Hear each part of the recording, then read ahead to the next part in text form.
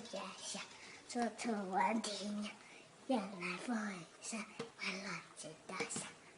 正经一点。没有好好念。还叫鸟鸣涧。从前明月光，疑是地上霜。举头望明月，低头思故乡。这首诗叫什么名字？不知道。哎，过来。我不知道嘛。那你就好好的念鸟鸣涧嘛。不能念鸟鸣涧。为什么？就是不能。为什么不能念鸟鸣涧？就是不能。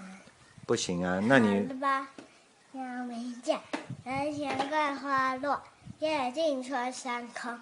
月出惊山鸟，时鸣春涧草。哦，很棒。对的。